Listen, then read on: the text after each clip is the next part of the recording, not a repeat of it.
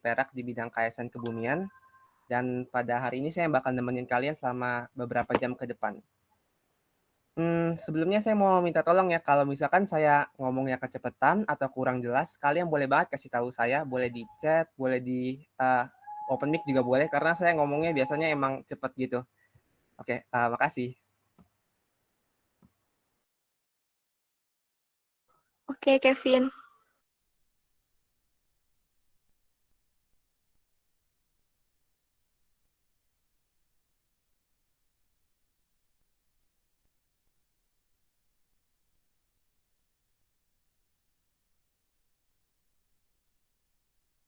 Bentar ya.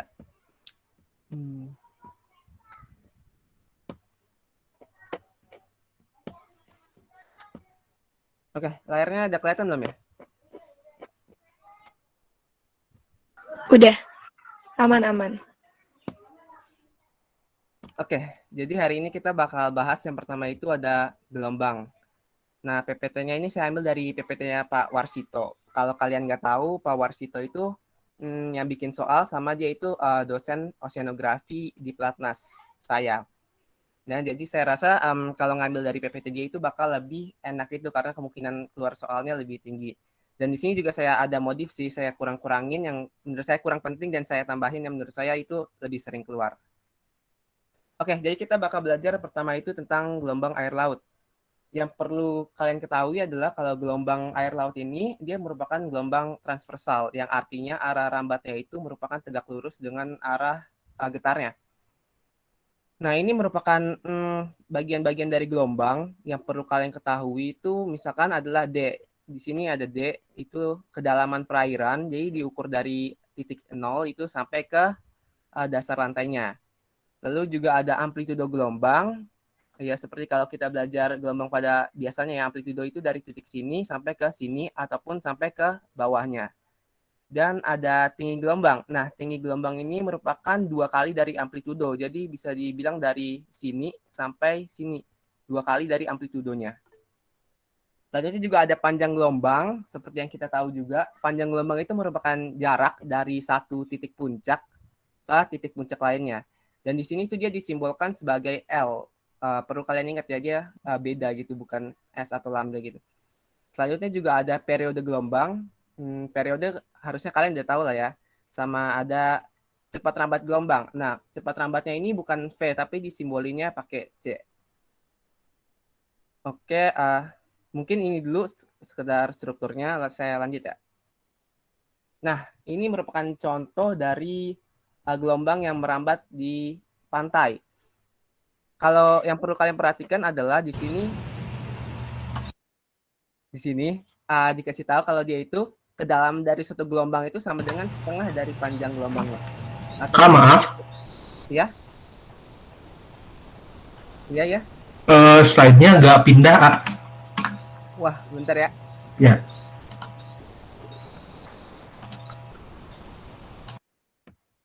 Thank you udah kasih tahu.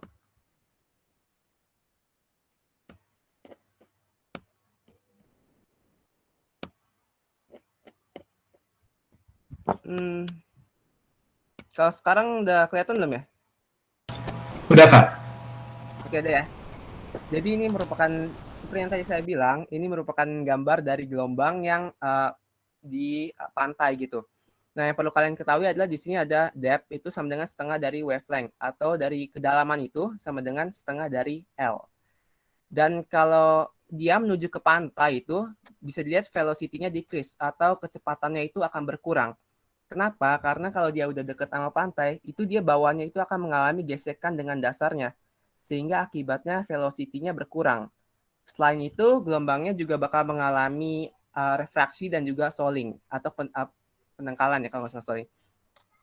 Nah, akibatnya apa? Ketika dia udah makin deket pantai, kalian bisa lihat nih, kalau misalkan yang di jauh ini, kalian bisa lihat panjang gelombangnya tuh besar ya. Sementara dia makin ke pantai, panjang gelombangnya tuh makin pendek. Jarak antara puncaknya tuh makin rapat atau makin pendek. Tapi dia untuk tingginya dia semakin tinggi. Kalau di sini cuma segini, kalau dia udah deket pantai itu udah segini tuh. Jadi saya simpulin kalau dia semakin menuju ke pantai, dia akan mengalami penurunan kecepatan atau velocity decrease. Selain itu dia akan mengalami refraksi dan juga soling. Dan juga dia itu akan mengalami pemendekan panjang gelombang, tetapi dia akan mengalami peningkatan terhadap ketinggiannya. Kecepatan nggak ya?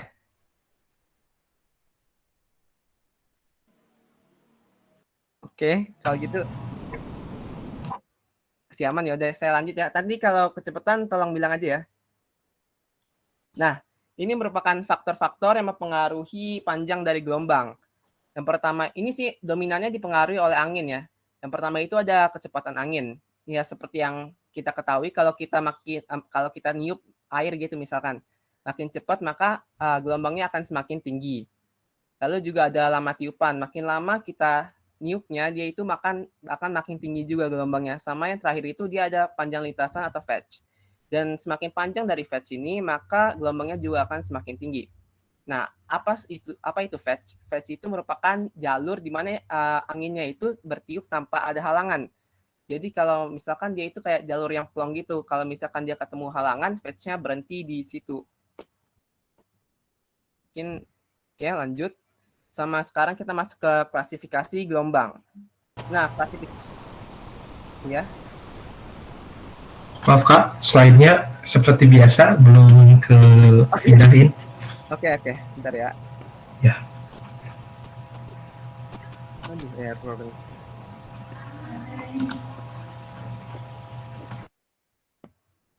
Kalau begini kelihatan nggak ya?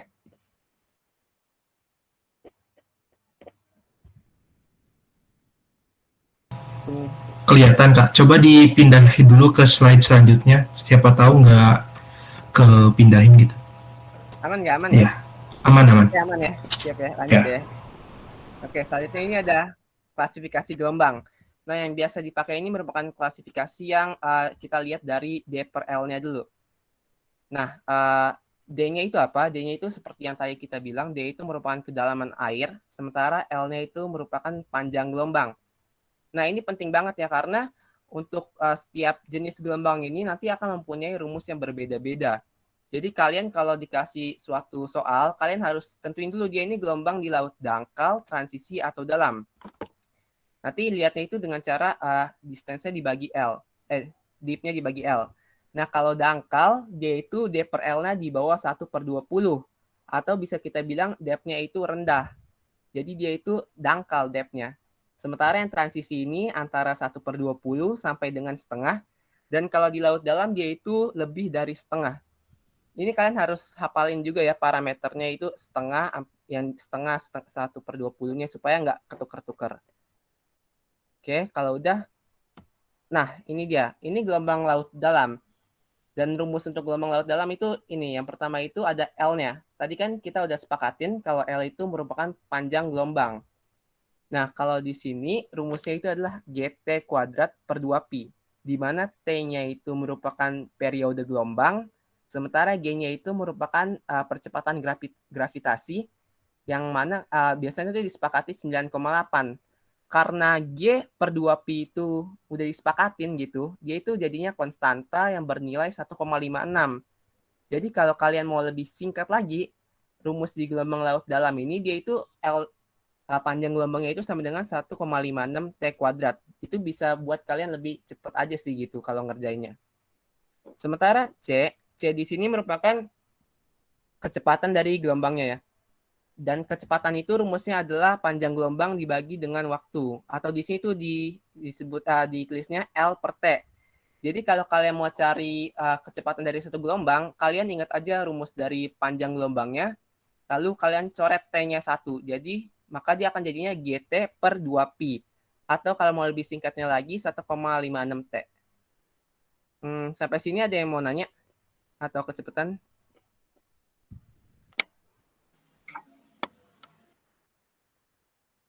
Oke, kalau nggak ada saya lanjut ya. Nah, yang kedua ini ada laut transisi. Sebenarnya ini sangat jarang sih ya ditemuin di soal-soal kebumian karena rumusnya itu ribet gitu.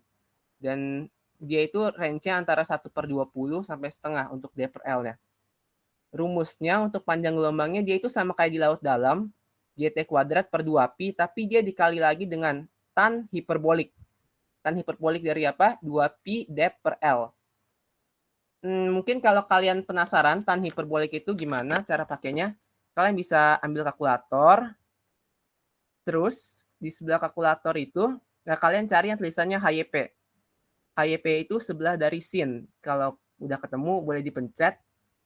Nah, nanti itu merupakan rumus-rumus hiperbolik. Nanti kalian pilih nomor 3 untuk tan hiperbolik. Dan tan hiperbolik ini beda ya sama tan biasa. Ada yang nggak bisa nyarinya tan hiperbolik?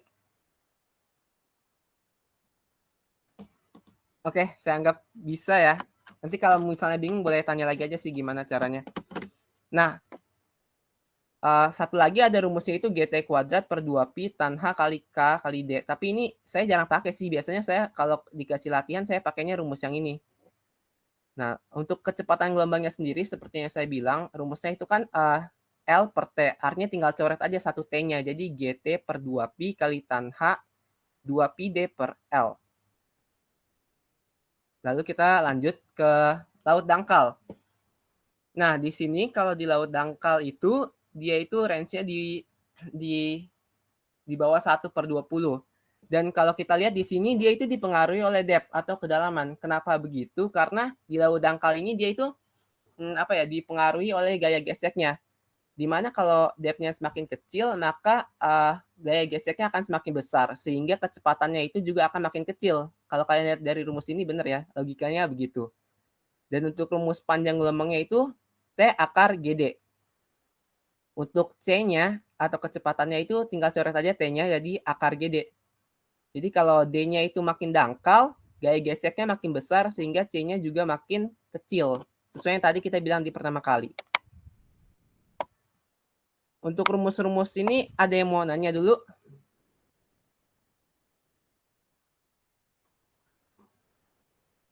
Oke. Oke, kalau nggak ada saya lanjut ya. Selanjutnya ini kita akan bahas tentang gelombang pecah dari Galvin. Nah, rumusnya itu adalah sebenarnya fungsi dari Galvin ini untuk menentukan tipe gelombang pecah. Karena gelombang kan kalau dia menuju ke pantai, dia akan pecah. Dan dia itu salah satu metode penentuannya ini dengan bilangan Galvin. Atau yang biasa kita tulisnya dengan I. Rumusnya itu adalah H per L tangan kuadrat beta. Di mana di sini adalah H itu merupakan tinggi gelombang, L itu merupakan panjang gelombang. Sebenarnya satuannya nggak harus meter, yang penting satuan H sama L-nya itu sama, jadi nanti bisa dicoret. Sementara beta itu adalah sudut kemiringan lereng. Jadi kalau kalian dapat gambar gitu, misalkan ketinggian pantainya berapa, terus jarak dia ke gelombangnya itu berapa, kalian bisa pakai trigonometri ya, jadi buat tannya. Jadi bisa dibuat depan kuadrat per samping kuadrat untuk tangan kuadrat betanya. Tapi kalau dikasihnya sudut, tinggal masukin aja sudutnya, terus ditanganin kuadrat. Nah, dari nilai I ini kita bisa menentukan tipe gelombang pecahnya. Tipe gelombang pecah sendiri itu sebenarnya ada 4 kalau nggak salah, tapi yang terkenal itu 3. Nah, ini dari catatan saya sendiri sih, pas itu lupa dapat dari mana. Cuman yang saya tulisnya begini. Kalau I-nya lebih dari 4,8, kalau I-nya lebih dari 4,8, maka pantainya datar. Kenapa begitu? Karena bisa dibilang sesuai dengan rumusnya, tangan kuadrat betanya itu pasti kecil. Supaya I-nya itu gede kan. Artinya sudut kemiringan lerengnya itu kecil. Gimana ya? Iya kayak gitu sih. Kan kalau tangan makin besar, makin curam, sudut makin tinggi sudutnya itu dia kan bakal makin besar. Sementara makin kecil dia, sementara sudutnya makin kecil, maka nilai tannya bakal makin kecil kan. Di sini sementara I-nya itu lebih dari 4,8, di mana di range ini dia itu besar, yang artinya itu sudut kemiringan dari lerengnya itu sangatlah kecil, maka bisa dibilang itu pantainya datar. Terus ciri-ciri yang kedua dari sebelumnya I lebih besar dari 4,8 ini disebutnya spilling ya. Nah, ciri-ciri yang kedua itu dia itu pecahnya jauh dari pantai. Yang ketiga itu biasanya ditandai dengan buih saat pecah. Sementara kalau dia 0,09 sampai 4,8 biasanya dia itu disebut sebagai plunging. Ciri-cirinya itu adalah pantainya itu nggak landai dan juga nggak datar, jadi dia itu kayak tengah-tengah. Dan dia itu pada saat puncak gelombangnya itu memutar ke depan. Ini pas itu saya pernah dapat soalnya di field trip OSN ya, dan saya jawab dikasih video ya. Kenapa? Oke, saya lanjut ya. Oke, jadi pas itu di OSN dikasih gelombang pecah gitu. Nah, kalau nggak salah sih di videonya itu saya jawabnya plunging. Kenapa? Karena saya lihat itu gelombangnya itu memutar ke depan. Jadi itu bisa, kalian juga harus perhatiin ciri-cirinya sih. Jadi kalau ada online field trip pas OSN, kalian bisa jawab gitu. Sama yang ketiga itu ciri-ciri dari plunging adalah energi gelombang pecah dihancurkan dalam turbulensi. Nah, selanjutnya itu ada yang lebih kecil dari 0,09 atau disebut sebagai surging. Artinya di sini tan kuadrat betanya itu besar, yang artinya dia itu kemiringan pantainya besar. Dan dia ini cenderung terjadi di pantai yang berkarang dan gelombang pecahnya sangat sempit. Nah, ini merupakan gambarnya. Kalian tadi saya bilang spilling seperti ini. Lalu plunging kalian bisa lihat dia itu kayak muter gitu kan. Yang biasa dipakai buat orang surfing gitu. Terus selanjutnya ada collapsing sih, tapi collapsing saya kurang dapat datanya gitu, jadi saya nggak berani buat kasih tahu. Sama yang terakhir itu ada surging. Kalau kalian lihat surging itu curam banget ya, tuh. Jadi dia cuma kayak naik turun, nggak bentuk gelombangnya kayak buat orang main surfing gitu. Sampai sini ada yang mau nanya?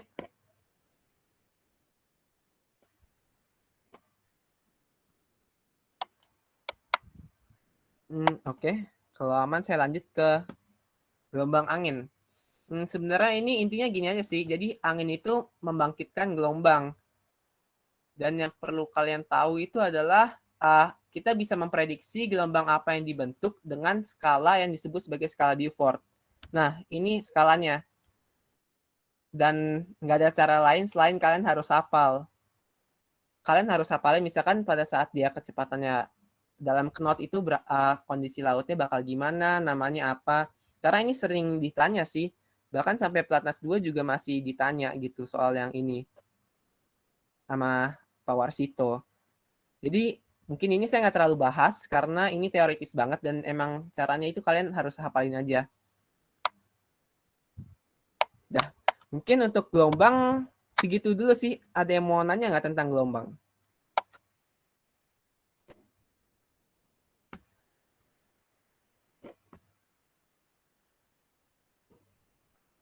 Ada yang mau nanya tentang gelombang? Nggak apa-apa kalau Ini mau sih nanya. Kak mau tanya. Iya, iya. Berarti tipe gelombang pecah yang cocok buat surfing apa Kak? Yang itu sih.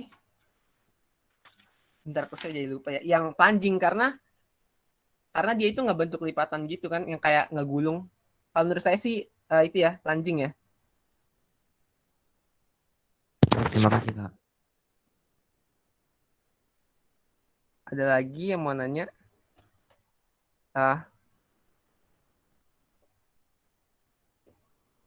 Ini aman kan nih? Takutnya malah nggak jelas, saya jadi nggak enak nih. Jelas Kak, mau tanya untuk energi kinetik dan energi potensial dari gelombang itu rumusnya kayak apa? Waduh, itu ada sih. Nanti saya juga nggak hafal, maaf banget ya, karena itu sangat jarang ditanyain. Tapi mungkin kalau nanti kamu mau, nanti aku coba share ya, di PPT-nya juga ada sih kemarin. Cuman jarang ditanyain, makanya aku nggak terlalu pelajarin. Oke Kak. Ada lagi yang mau nanya?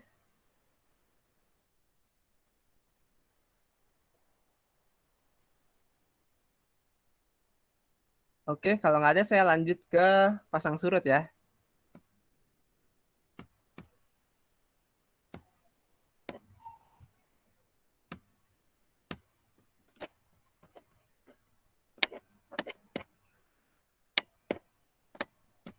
Nah, udah kelihatan slide-nya? Udah Kak. Oke, thank you ya. Nah, selanjutnya kita bakal bahas tentang pasang surut. Pasang surut itu apa? Pasang surut itu adalah gerakan naik turunnya muka air laut secara bersamaan yang disebabkan oleh gaya tarik matahari dan bulan. Letak matahari, bumi, bulan yang selalu berubah setiap saat juga menyebabkan keadaan pasang surutnya itu berubah. Jadi yang menyebabkan terjadi pasang surut ini itu adalah gaya tarik antara matahari dan bulan yang biasanya dirumuskan dalam ini. Hukum Newton, F sama dengan G kali M1 kali M2 per R kuadrat. Selain itu, untuk mengimbangi gaya tariknya itu juga ada gaya sentrifugalnya. Tapi yang beginian jarang ditanya sih. Nah, oh ya, selanjutnya saya mau jelasin dulu bedanya pasang surut sama gelombang itu apa. Kalau pasang surut itu, dia itu terjadinya dalam periode yang lebih panjang. Panjang ya? Iya, periode pasang surut itu lebih panjang. Sementara kalau gelombang itu pendek. Maksudnya apa? Kalau gelombang itu ya jadi terjadinya itu cepat. Sementara pasang surut itu dia lebih lama. Misalkan berapa jam pasang, beberapa jam surut. Nggak kayak gelombang yang beberapa detik dia naik, beberapa detik dia turun gitu. Jadi itu pembeda utamanya sih antara pasang dan surut. Pasang surut dengan gelombang. Nah, yang mempengaruhi ini apa? Yang pertama itu ada edaran bulan, terus ada edaran bumi sama putaran bumi. Untuk periodenya kalian harusnya udah tahu sih, tapi saya jelasin aja yang kalau bulan itu dia 29,5 hari, edaran bumi 365,25 hari, dan putaran bumi itu 24 jam atau 1 hari. Nah, ini juga mungkin pergerakan bumi gitu biar kalian kebayang gitu ya, gimana pasang surut. Ya, titik terjauh bumi, aphelion, titik terdekat dengan matahari, bumi terdekat dari matahari disebut sebagai perihelion, dan lain-lain. Selanjutnya itu ada faktor harmonik dari pasut. Yang faktor tetapnya itu ada 5. Yang pertama itu ada massa bumi dan massa bulan, jarak bumi dan bulan, jari-jari bumi, gaya gravitasi, dan konstanta gravitasi. Sementara faktor berubah-ubahnya itu ada deklinasi bulan, jam, longitude, dan juga latitude. Ini juga jarang ditanya sih faktor harmonik ini. Nah, mungkin ini yang sempat keluar juga sih. Faktor pasutnya yang pertama itu ada gaya pembangkitnya, yang itu tadi gaya tarik-menarik. Habis itu juga ada gaya Coriolis, terus ada energi pasut efek dari friksi dasar laut, terus juga viskositasnya, kedalaman perairan, sama kondisi batas cekungan, sama densitas air.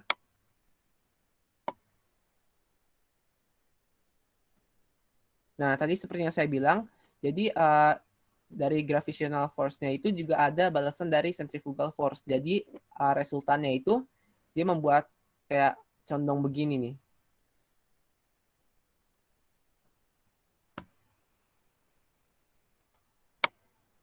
Ini merupakan konfigurasi pas tegak lurusnya. Ini pas dia sejajar. Nah, kalau pas dia sejajar itu biasanya disebut sebagai spring tide.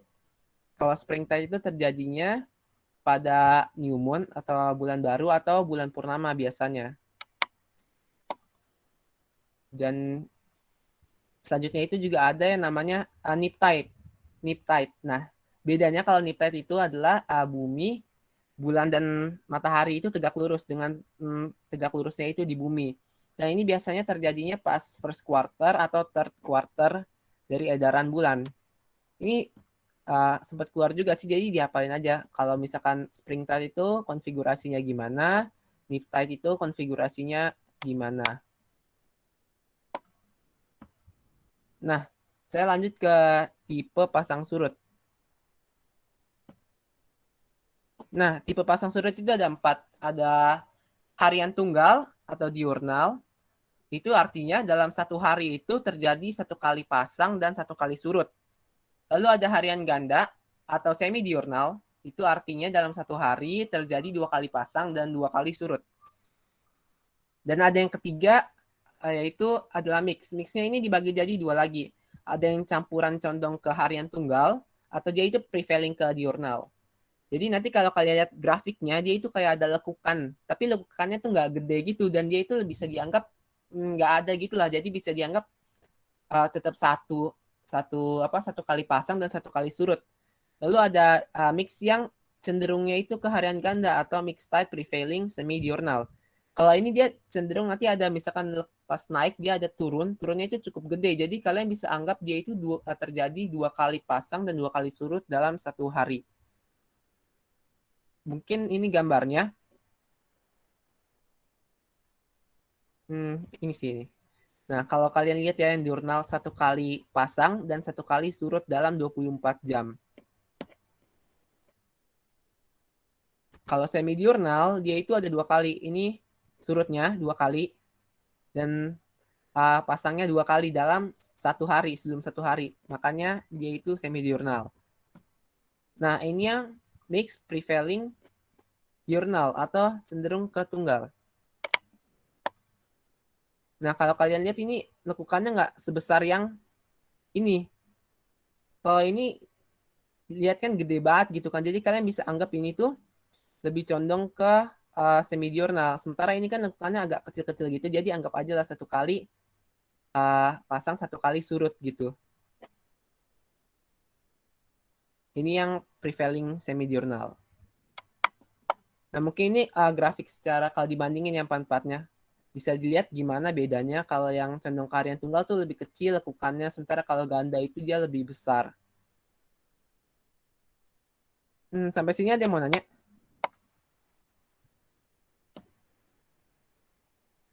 Oke, kalau nggak ada saya lanjut ya. Lanjut ke komponen pasang surut. Jadi kita bisa nentuin pasang surut dengan bilangan formsal, dan yang perlu kita ketahui adalah komponen-komponennya. Yang perlu kalian ketahui sih ini paling M2, S2, O1, K1, sama paling P1. Nah, ini yang harus, definisinya juga harus dihafalin ya. Misalkan M2. M2 itu komponen ganda dipengaruhi oleh bulan. S2 itu komponen ganda dipengaruhi oleh matahari. Sementara K1 itu dia tunggal dipengaruhi oleh deklinasi bulan dan matahari. O1 itu juga tunggal. Itu sih sering keluar juga sih sama Pak Warsito. Yang perlu kalian apa ini aja. Kalau bilangan Formsal itu, dia akan berbanding lurus dengan komponen tunggal dan berbanding terbalik dengan komponen ganda. Itu sering keluar sih. Nah, ini bilangan Formsal yang tadi saya bilang. Yaitu berbanding lurus dengan K1 dan O1 yang merupakan konstanta pasang harian utama. Jadi dia itu tunggal, yang tunggal-tunggal. Dan M2 dan S2 itu konstanta yang ganda. Nah, ini kalian harus hafal sih rumusnya. O1 K1 dibagi dengan M2 tambah S2. Sementara untuk dari mana sih K1, O1, M2, S2 nilainya itu sebenarnya dari pengukuran sih. Jadi paling kita tinggal masukin aja ke rumus ini. Nanti dapat nilainya. Dari situ kita bisa nentuin dia ini condong kemana. Nah, kalau pasang ganda itu, atau dia cenderung, kalau dia itu semi diurnal, dia itu F-nya itu di bawah 0,25. Maka kita bisa bilang komponen gandanya ini itu gede. Mempengaruhinya itu gede, makanya dia nilainya tuh kecil. Kalau dia campuran ganda, dia itu 0,25 sampai 1,5. Sementara kalau campuran tunggal, dia itu 1,5 sampai 3. Dan kalau tunggal, dia itu di atas 3. Artinya itu O1 dan K1-nya ini gede. Atau komponen tunggalnya ini mendominasi gitu. Makanya dia cenderung ke tunggal. Ini juga harus dihafalin ya parameternya. 0,25, 1,5, 3-nya. Jadi klasifikasinya bisa lebih gampang. Sampai sini ada yang mau nanya?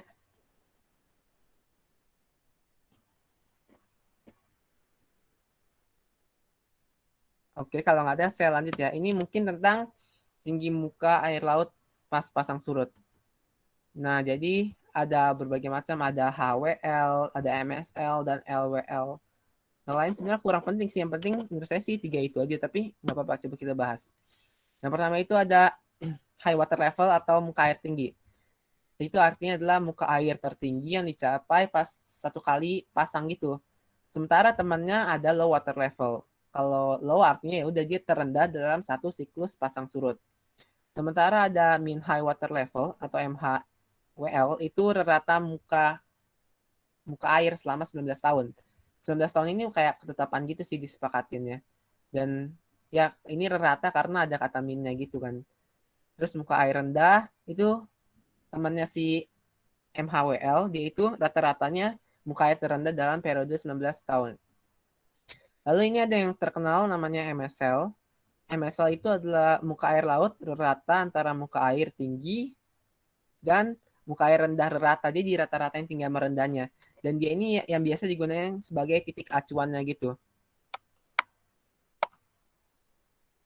Lalu lanjut kita ke ini HWL sama LWL. Sebenarnya saya agak bingung sih di PPT-nya Pak Warsito ada 2 HWL sama LWL. Cuman yang biasa saya pakai ini yang nomor 6 sama 7 definisinya. Kalau HWL yang saya percaya itu adalah highest high water level. Itu muka air tertinggi pada saat pasang purnama atau saat bulan mati. Sementara LWL itu merupakan muka air terendah pada saat pasang purnama atau bulan mati. Tapi di sini dijelasin juga tentang HWL yang lain itu higher high water level. Itu muka air tertinggi dari 2 muka air tertinggi dalam satu hari. Kalau kayak pas campuran gitu sama lower low water level.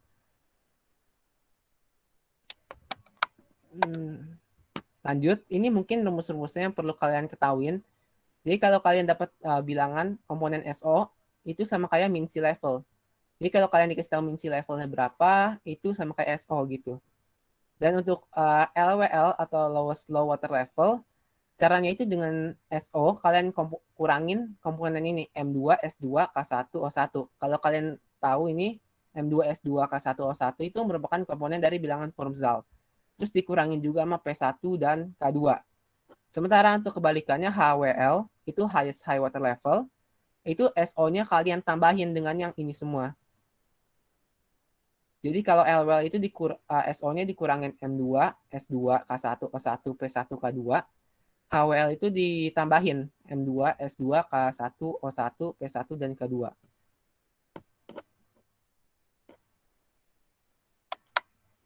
Nah, kalau kalian udah dapat HWL dan LWL, kalian bisa nentuin kategori ring pasut. Nah, rumus dari ini adalah HWL kurang LWL. Ketika kalian kurangin, nanti kalian akan dapat angkanya kan. Nah, kalian bisa masukin ke klasifikasi ini. Ini kalau nggak salah kemarin keluar di OSN. Cuma selama saya belajar oceanografi, saya nggak pernah ketemu materi ginian. Jadi materinya ini cukup langka sih menurut saya. Kalau makrotidal itu, dia di atas 4 meter. Kalau mesotidal itu 2-4. Sementara kalau mikrotidal, dia itu di bawah 2 meter. Dihafalnya aja sih parameternya.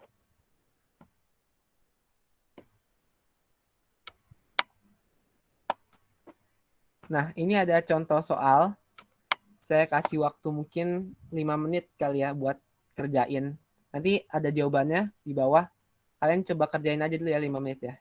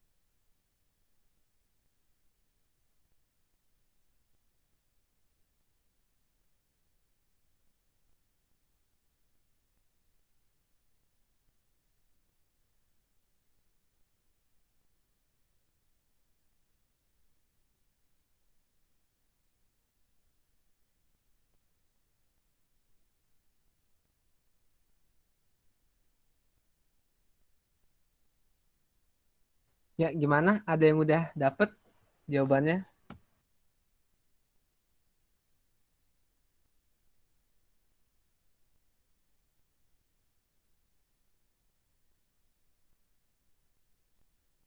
Udah pada selesai belum ya?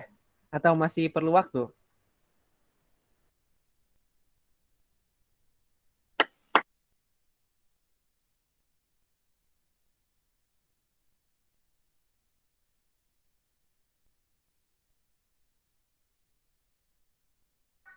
Kalian pada bingung atau pada ngerti nih?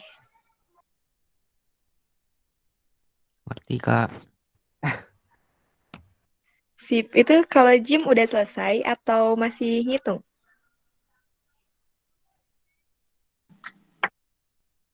Udah selesai, Kak. Jim mau nyoba nggak, Jim?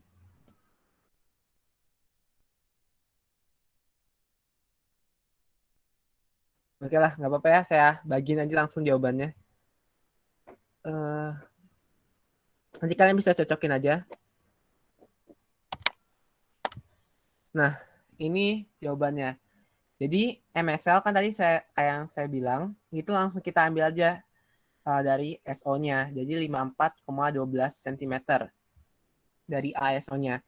Sementara LWL, kita lihat MSL-nya, ini dikurang M2, S2, terus K1, O1, terus dikurang juga sama P1 dan K2. Jadi hasilnya itu 14,7 cm. Sementara untuk HWL-nya sama kayak tadi sih, cuman dia tandanya ditambah. Jadinya itu 93,87. Tipe pasang surutnya nanti kalau kalian udah hitung, harusnya dapat segini. 2,793. Dengan cara O1 tambah K1 dibagi dengan M2 dan M2 dibagi ditambah S2. Nanti harusnya dapatnya segini dan dia itu condong ke harian, ya ampun kok, ke harian tunggal ya. Ya nggak sih tunggal? Iya, iya ke harian tunggal. Dan kalau untuk kategori pasutnya itu, kalian kurangin aja ini sama ini. Dan karena dia di bawah 1, maka dia itu masuknya ke mikrotidal. Gitu.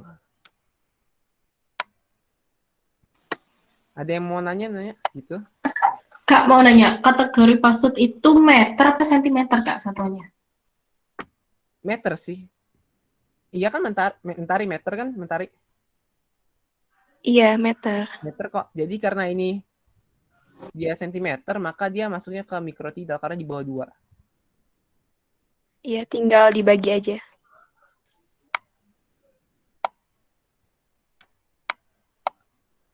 Ada yang mau nanya lagi? Harusnya jelas ya? Ya sih, soalnya oceanografi nggak sesusah yang lain sih. Jadi harusnya mudah dimengerti. Tapi kalau mau nanya nggak apa-apa kok. Ada yang mau nanya lagi?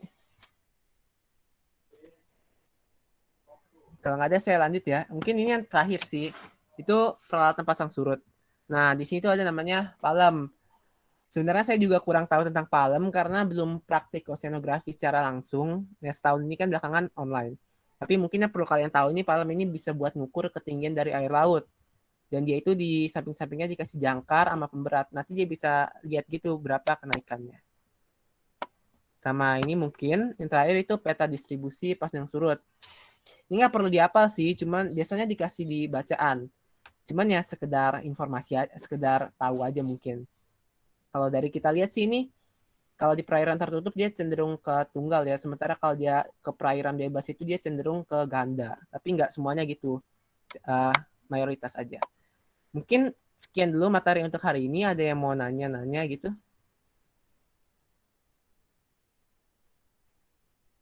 Ayo guys, nanya aja. Bebas kalau misalnya bukan materi ini juga.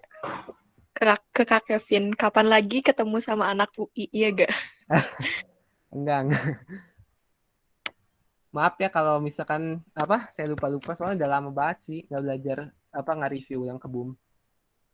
Ada yang mau nanya lagi?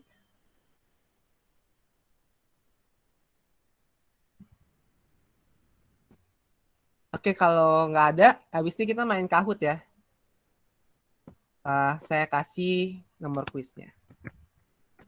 Nah, nanti kalian bisa join ke Kahoot-nya ya.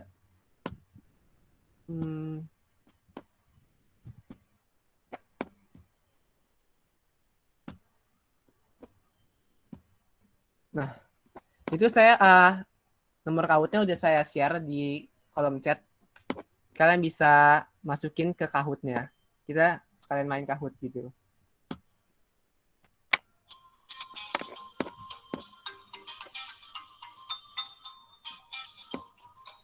Oh iya, namanya bebas ya, mau nama sama samaran, nama asli juga boleh.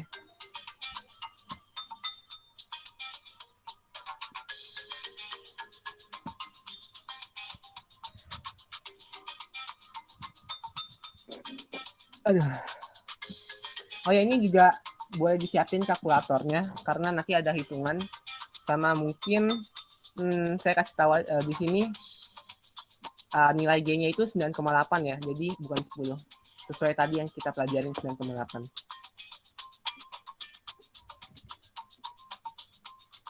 Kalau kalian mau ambil HP-nya dulu atau apa, nggak apa-apa, ambil aja dulu. Nanti aku tungguin sampai 16.48 ya.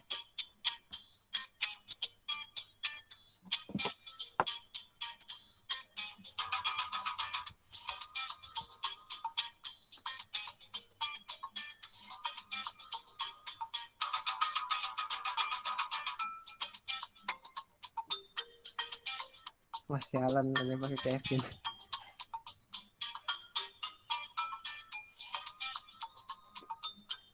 Wah, ngehe bagus nih namanya nih. Indomie. Gue yakin nih ngehe menang.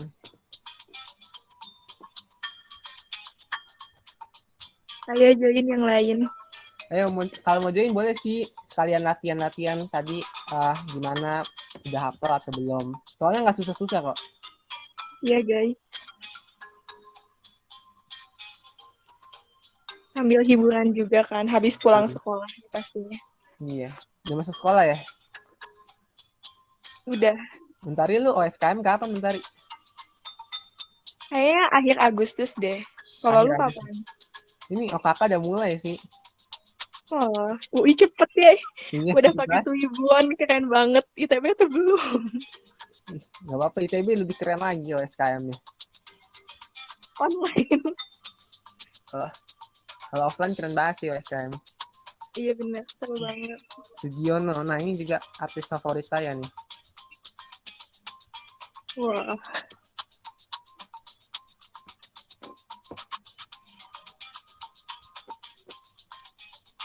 Oh. Alamat palsu. Boleh. Ayo, 2 menit lagi. 2 menit lagi ya. Kita mulai ya. Mungkin kalau ada yang belum tahu cara main Kahoot, nanti kalian ketik aja di Google, pencet ketik Kahoot, terus kalian search, nanti ada masukin pin code-nya. Pin code-nya itu udah saya kasih di chat, jadi kalian tinggal pas aja, nanti kalian bisa langsung main deh.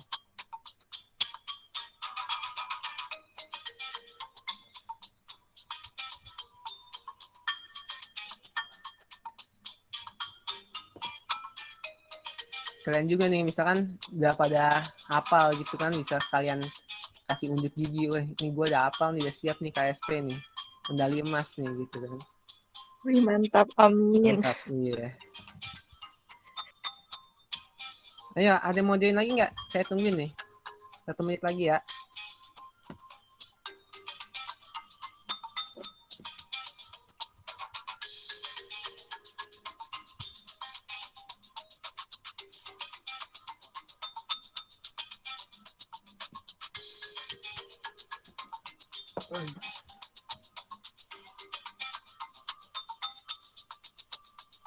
Master Oceano.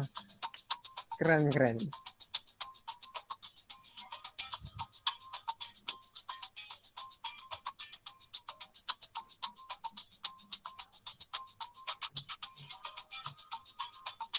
Ada lagi yang mau join? Kalau masih belum paham cara pakai Kahoot, boleh banget sih PC aja, nggak apa-apa. Chat aja gitu.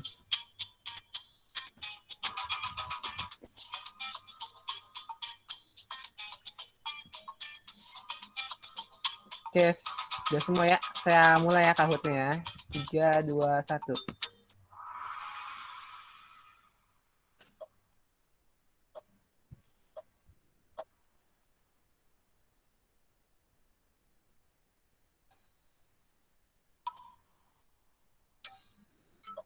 Ini di awal banget nih. Ayo. Bisa ya.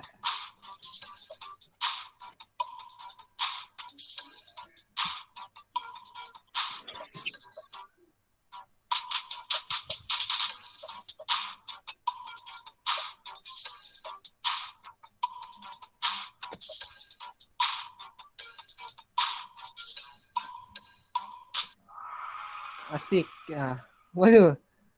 Jangan kebalik ya, yang benar itu depth-nya itu sama dengan setengah dari wavelength. Jadi bukan wavelength-nya yang setengah dari depth. Nah, oke, kita lihat ya siapa yang juara 1. Waduh, Indomie. Wah, Indomie. Wah, mantap, mantap. Oh ya, di Kahoot ini kalau kalian jawabnya makin cepat, poin skornya juga lebih tinggi ya. Tapi kalau mau hati-hati ya nggak apa-apa. Lanjut soal nomor 2.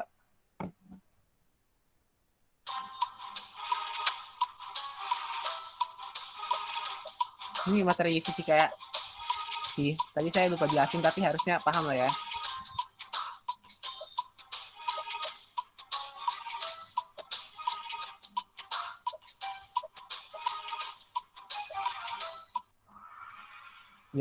Jawaban yang benar itu adalah true. Jadi kalau kalian taruh sebuah benda mengapung di gelombang, dia itu materinya nggak bakal berpindah, tapi dia cuma bakal bergerak naik dan turun. Dan dia itu nggak ikut ke samping gitu, dia cuma bakal bergerak naik dan turun. Oke, ada yang mau nanya mungkin sampai sini 2 nomor? Oke, lanjut ya. Bisa jelasin yang nomor 1 lagi gak? Oh, nomor 1 tadi apa ya? Oh Yang ya, depth. itu. Bentar ya.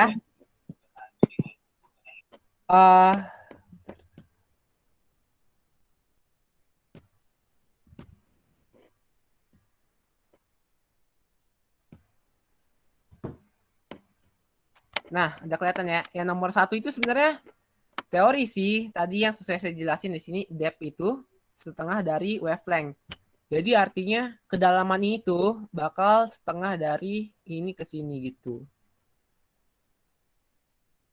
Oke. Udah paham belum?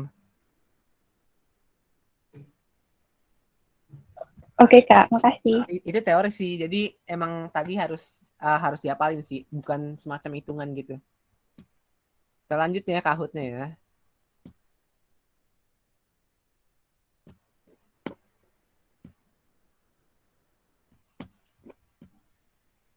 Kelihatan kan? Bentar, udah kelihatan belum sih? Udah Udah ya? aman. Oke, lanjut ya. Waduh, gue yang menang dia. Lah, kamu ngisi. Lanjut ya. Ini double points karena susah. Nggak susah sih, tapi perlu waktu mikir.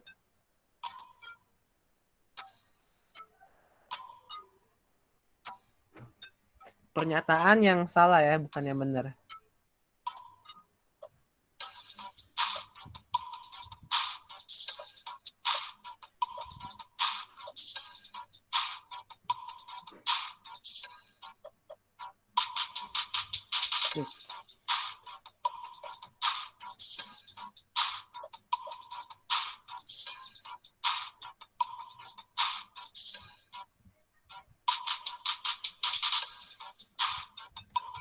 Ayo 20 detik lagi.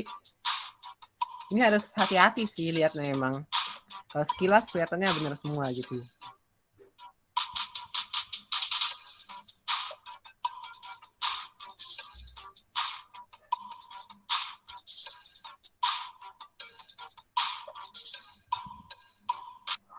Oke. Ya, klasifikasi gelombang laut dibagi jadi 3 benar ya, karena ada gelombang laut dalam, dangkal, dan transisi.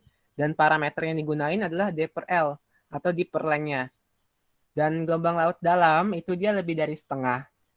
Kalau gelombang laut transisi antara setengah sampai 1/20. Sedangkan kalau gelombang laut dalam itu dangkal itu dia lebih kecil dari 1/20. Jadi bukan 1/2. Oke ya, jelas? Ada yang mau nanya gitu?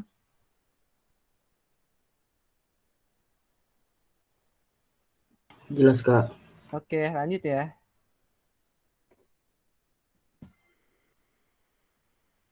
Waduh, waduh. Ayo dong Kevin, jangan kalah nih. Meong-meong. Meong nih, hebat nih. Lanjut ya. Kevin kalah.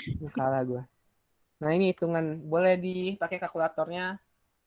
Tapi kayaknya nggak perlu juga bisa sih.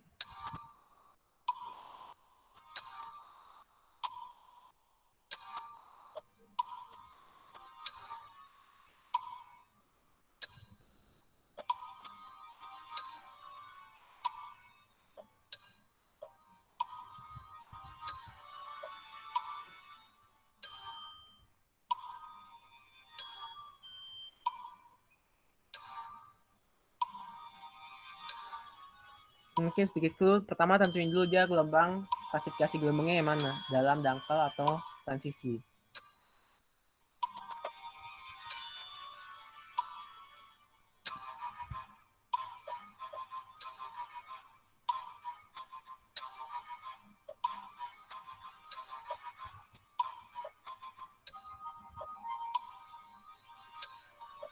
Ayo 4 detik lagi. 3, 2, 1. Nah, yang benar itu 15,6 ya. Rumusnya ini kan D per L-nya 1/1,5. Di mana itu dia lebih besar dari setengah. Maka kita bilang dia itu gelombang laut dalam.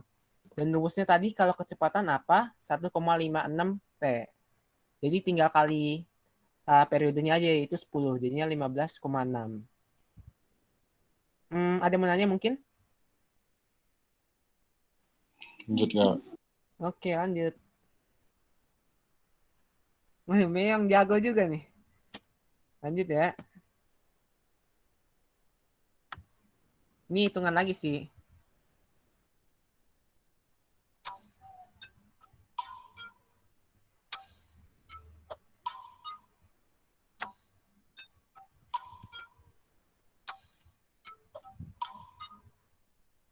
Mungkin kalau G-nya nggak dikasih tahu 9,8 ya.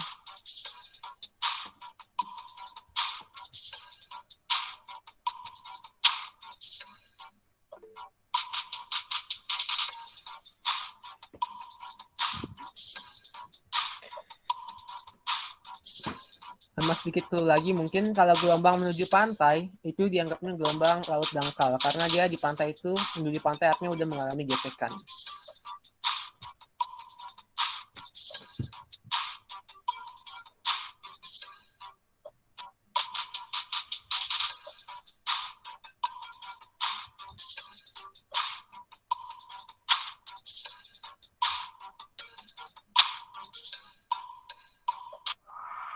Oke. Pertama, kita tentuin dulu kan tadi yang sesuai saya bilang, ini merupakan gelombang laut dangkal karena dia itu menuju pantai.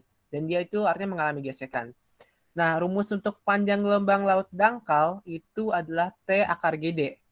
Nanti kalau kalian hitung, T itu T-nya 5, D-nya 5, G-nya 9,8. 9,8 kali 5 itu 49. Akar 4,9 itu 7. Artinya 7 kali 5, 35. Kecepatan ya? Aman lah ya. Kayaknya diulang lagi deh kayaknya, Vin. Oh iya. Pertama, tentuin dulu kan dia gelombang laut dangkal. Kenapa? Karena dia menuju pantai. Artinya dia mengalami gesekan. Lalu kita masukin ke rumusnya. Panjang gelombang dari gelombang laut dangkal adalah T akar GD. Nah, akar GD-nya ini berapa? Akar GD itu kan akar dari 9,8 kali 5. 9,8 kali 5 kalau kalian hitung di kalkulator itu 49. Dan akar dari 49 7. Artinya tinggal 7 dikali periodenya. Periodenya itu 5, jadi 35. Masih kecepatan nggak ya? Enggak, Kak. Enggak ya? Jadi tinggal dimasukin ke T akar GD aja sih. Lanjut. Memang masih tak terkalahkan ya. Wih, siapa tuh? Ini nih. Yang tidak ya.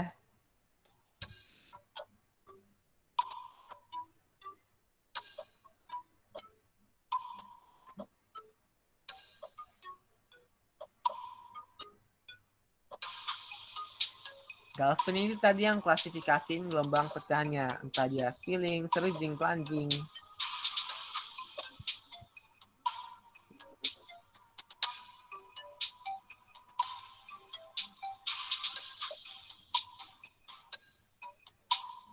Nah, kayaknya udah pada tahu sih ya.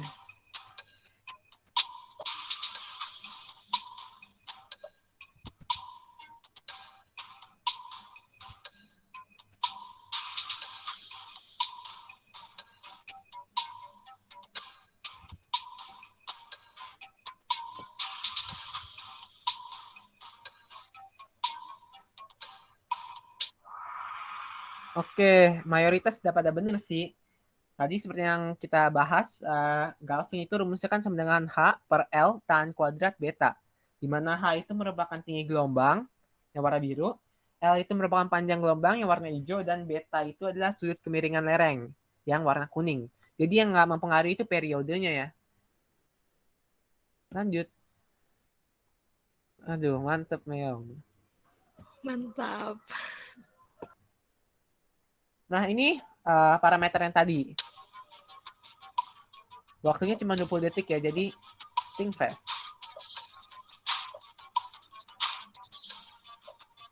Mungkin sedikit clue, surging itu yang dia kayak naik turun doang.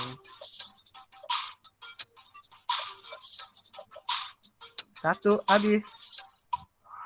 Oke. Jawabannya itu benar ya, di bawah 0,09 itu surging. Yang dia itu pantainya tuh curam banget. Itu hafalan sih, jadi saya nggak bisa kasih hitungan. Ini Scarlet Witch. Ntar lagi filmnya keluar. Nah, lagi nih, parameternya bener atau nggak nih? Plunging itu yang dia buat surfing itu yang dia melingkar-lingkar. Bener nggak sih dia yang tengah gitu? 5, 4, 3, 2, 1. Oke. Jawabannya pada benar ya. Jawabannya benar karena 0,09 sampai 4,8 itu plunging ya, emang benar gitu. Oke, mantap Scarlet Witch.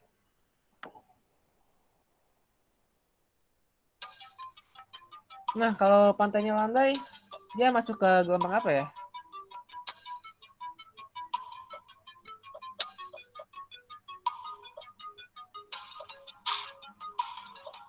Lima 15 detik lagi ya. Ini gampang sih tuh, pada cepet jawab.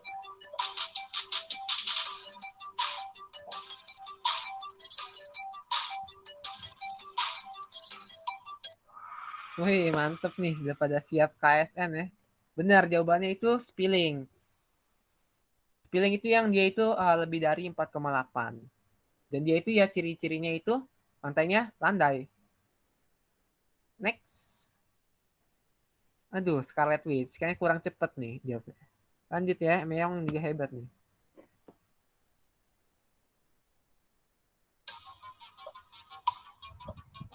Bener nggak sih surging itu terjadi di pantai berkarang? Kalau berkarang kan dia cenderungnya ini ya, naik turun aja gitu.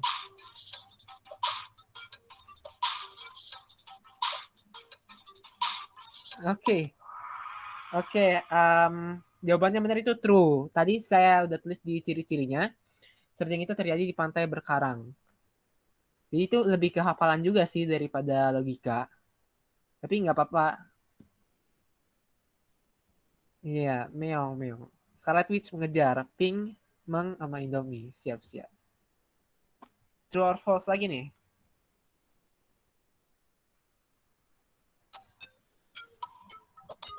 Hati-hati ya sama kata-katanya ya.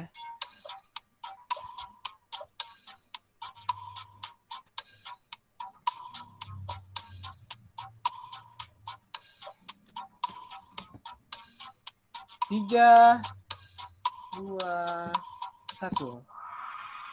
Ya, jawabannya benar itu false. Kenapa? Karena pasang surut tuh periodenya lebih lama. Atau dia itu terjadinya lebih lama, berjam-jam gitu kan. Kalau gelombang itu dia yang lebih singkat. Jadi yang lebih singkat tuh bukan pasang surut tapi gelombang. Ini yang mungkin yang salah agak kecoh aja sih. Tapi hebat-hebat sih pada bener ya. Next.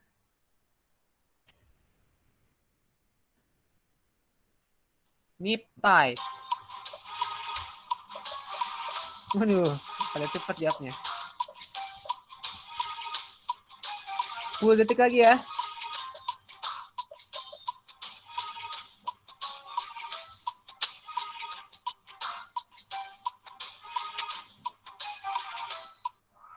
Ya, jawabannya itu false ya. Kalau nip type itu mereka tegak lurus dengan porosnya itu ada di bumi. Kalau yang satu lagi dia itu baru segaris. Mantep nih. Nah, ini satunya lagi nih. Bener nggak sih? Pas purnama.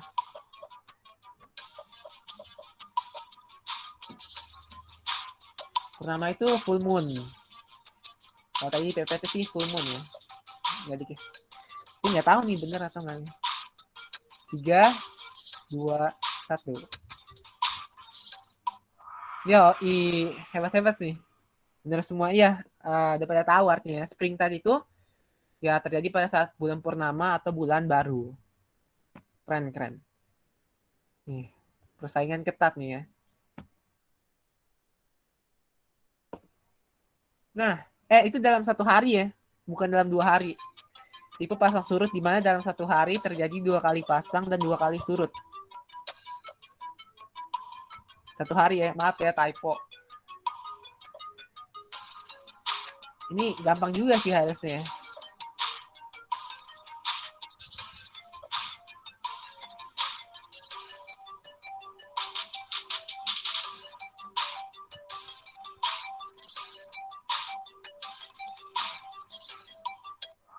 Nah, ya jadi maaf ya tadi typo, harusnya itu dalam satu hari 2 kali pasang dan 2 kali surut.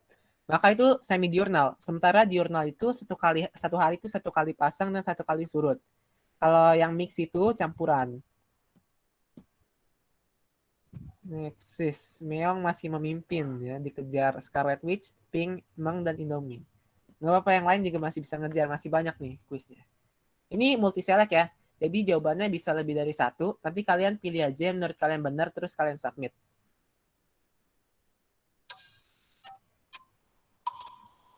Waktunya 1 menit, jadi lumayan lama.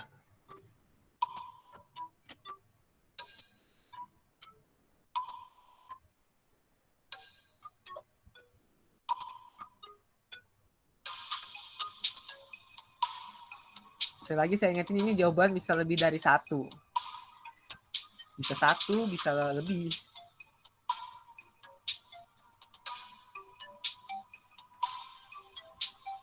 Ayo 25 detik lagi kurang lebih.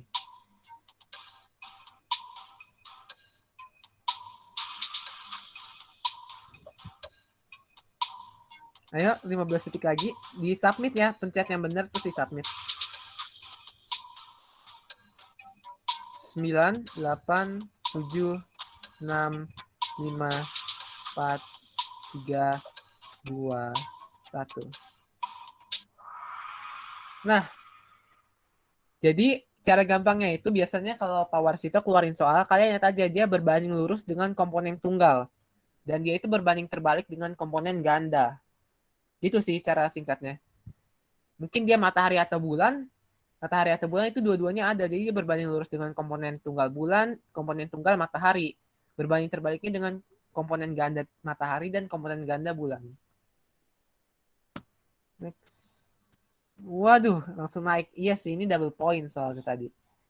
Congrats ya buat Pink ya. Ini double point juga. Dan nentuin tipe pasang surut.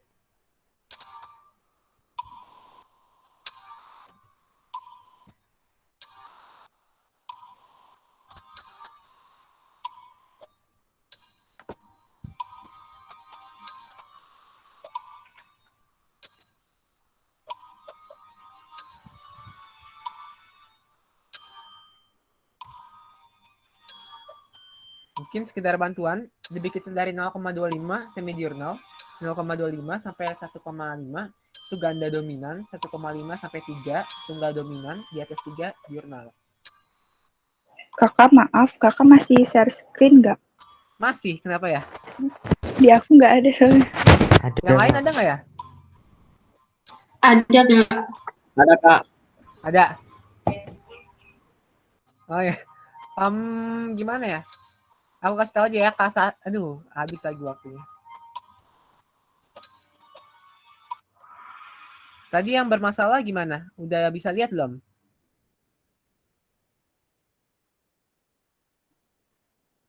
Halo? Tadi yang Belum, bermasalah Kak. siapa ya? Belum ya, coba aku stop share ya.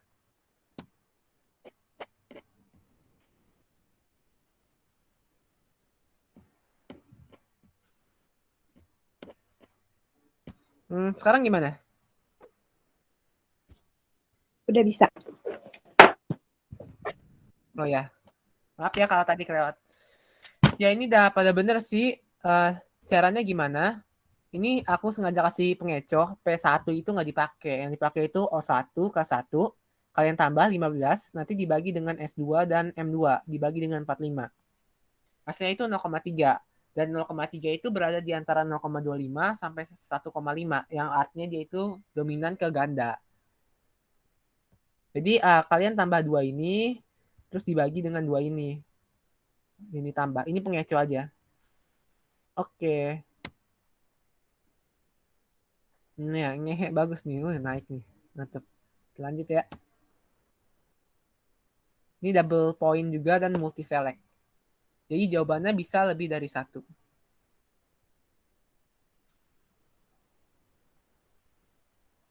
Ini lihatnya hati-hati juga ya.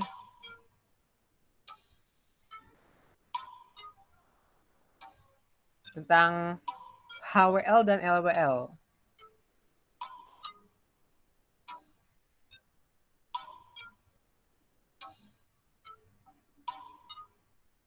Jawabannya bisa lebih dari 1 yang benar.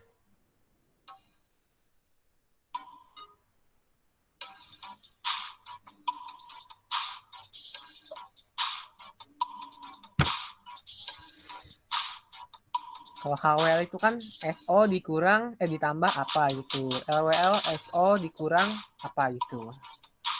MSL itu tadi apa gitu.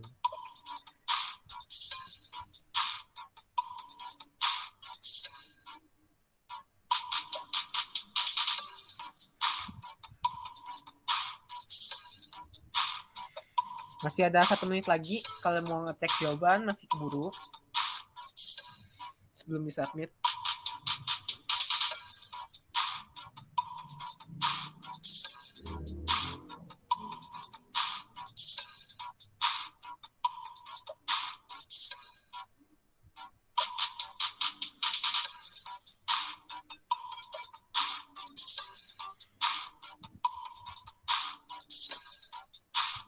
Tiga 30 detik lagi.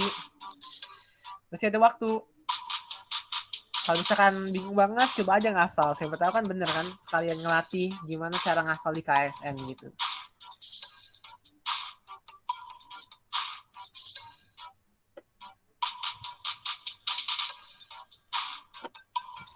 Detik.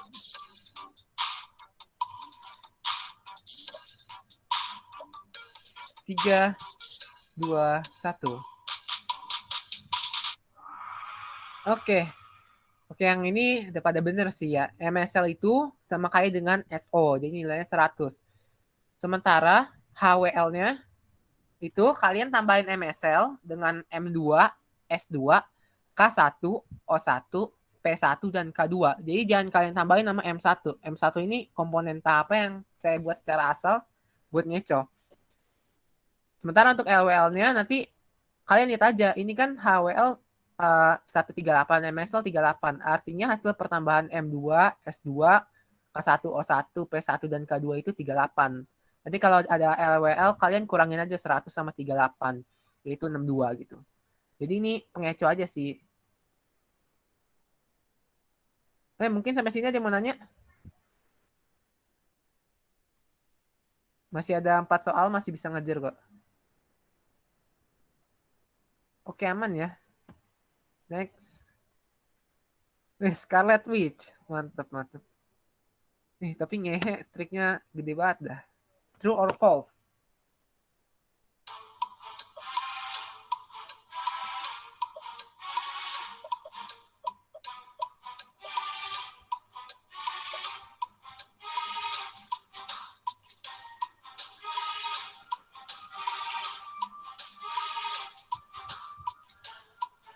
Sepuluh, 9, 8, 7, 6, 5, 4, 3, 2, 1. Jawaban yang benar itu false ya, yang harusnya HWL itu highest high, bukan high highest. Jadi urutannya juga hati-hati. Jadi yang benar HWL itu adalah highest high water level, bukan high highest. Next. Scarlet Witch, mantap nih. Ya, double points.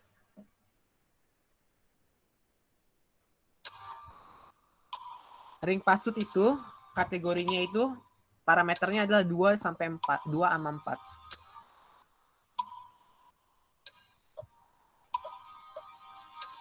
Itu bukan makro ya, makro ya.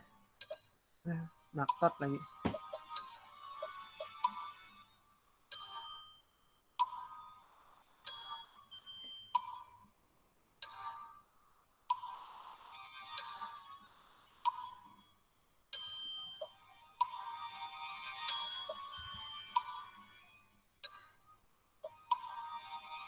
Masih ada 20 detik.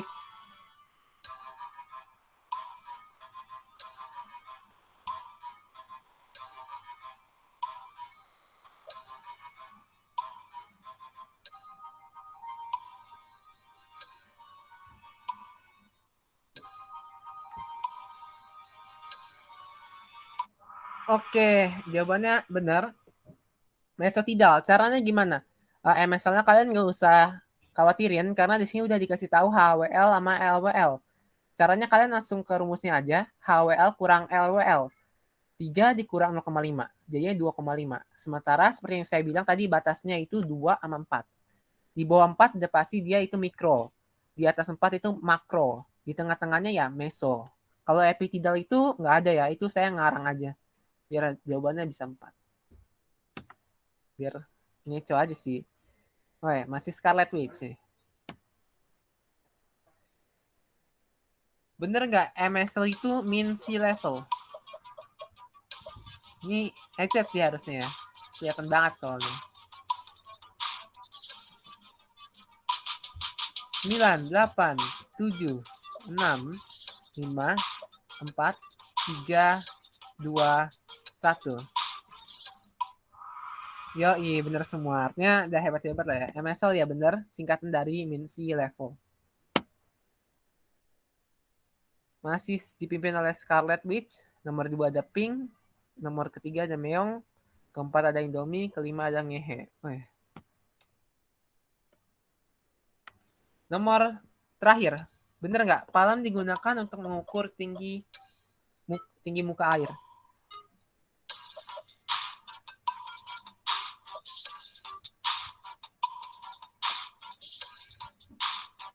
Palam atau jangkar ya buat mengukur ini.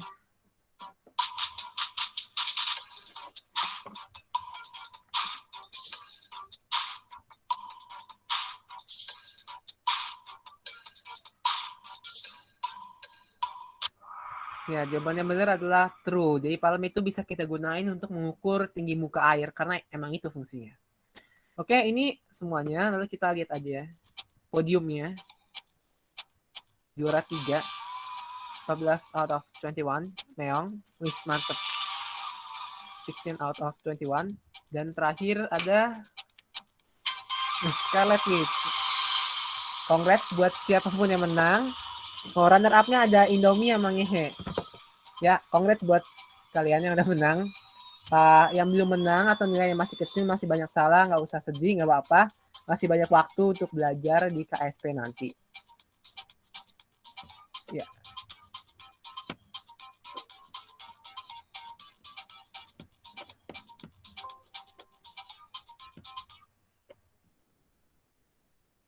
Aduh, udah sepi nih. Ini mungkin sekitar Ini sekarang ini siapa nih? Ada yang mau ngaku nggak siapa nih? Mau pamer gitu, kesan pesan. Wih, siapa Wih, Au ya? keren. Dari mana nih? Provinsi mana nih? Dari Jawa Timur. Waduh, iya sih Jawa Timur. Ada Kak Ellen Wah, ya, Kak mantap. Ellen. Iya sih. Oke. Iya, Ellen.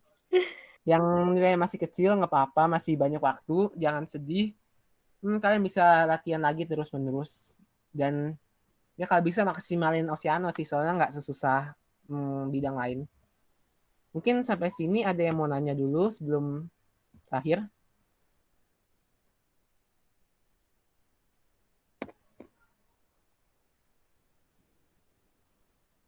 Oke, kalau nggak ada mungkin foto dulu ya bentar ya.